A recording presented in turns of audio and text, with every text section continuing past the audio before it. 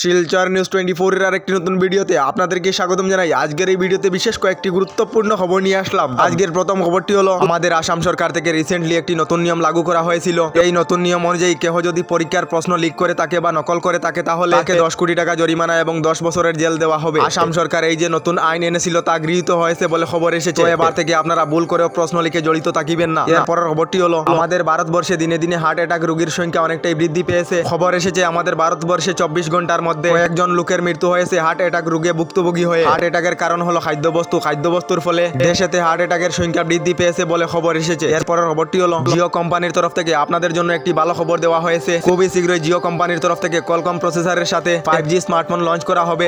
এই 5G smartphone আপনারা 9,000 টাকা মূল্যে ক্রয় করতে পারবেন বলে জিওর তরফ থেকে জানানো হয়েছে। এরপরের খবরটি হলো মুখ্যমন্ত্রী ডক্টর হেমন্ত বিশ্ব শর্মা ঘোষণা করেছেন আবার রাজ্যের মহিলাদের মাইক্রোফাইন্যান্সের ঋণ মাফ করা হবে। অর্থাৎ লোকসভা নির্বাচনের পরেই মহিলাদের মাইক্রোফাইন্যান্সের ঋণ তৃতীয় পর্যায়ে মাফ করে দেওয়া হবে বলে খবর এসেছে। আপনাদের মাইক্রোফাইন্যান্সের ঋণ রয়েছে নাকি কমেন্ট একটি করে নিশ্চয়ই জানাবেন। এরপরের খবরটি হলো পিএম কিষাণ টাকা সকলদের জন্য এসেছে একটি ভালো খবর। যে সকল কৃষকের পিএম কিষাণ সম্মান নিধির লিস্টে নাম রয়েছে তাদের ব্যাংক অ্যাকাউন্টে পিএম কিষাণের 16 নম্বর কিস্তির 2,000 টাকা করে দেওয়া হয়েছে। সর্বমোট 21,000 কোটি টাকা দেশের কৃষকদের ব্যাংক অ্যাকাউন্টে দেওয়া হয়েছে বলে খবর এসেছে। আপনারা পিএম কিষাণের 16 নম্বর কিস্তির টাকা লাভ করেছেন না কমেন্ট একটি করে নিশ্চয়ই জানাবেন। এরপরের খবরটি হলো রাজ্যের লক্ষ লক্ষ লোকেদের ভোটার আইডি কার্ড বদলানো হবে বলে খবর এসেছে। জানা গেছে রাজ্যের লক্ষ লক্ষ ভোটারদের ভোটার পরিচয় পত্র বদলাতে হবে। ডিলিমিটেশনের প্রক্রিয়ায় পুনর্নির্ধারণ করা হয়েছে বিধানসভার সীমানা, যার ফলে লোকসভা নির্বাচনের পরেই রাজ্যের লক্ষ লক্ষ লোকেদের ভোটার পরিচয় পত্র বদলানো হবে বলে খবর এসেছে। এরপরের খবরটি হলো আপনারা যদি ট্রুকলার অ্যাপ ব্যবহার না করেন তাহলে শীঘ্রই অ্যাপ ইনস্টল করে নিন। কারণ হলো বর্তমান সময়ে মানুষের সাথে খুব বেশি স্ক্যাম চলিতেছে, যার কারণে আপনাদের মোবাইলেতে যদি ট্রুকলার অ্যাপ ইনস্টল থাকে তাহলে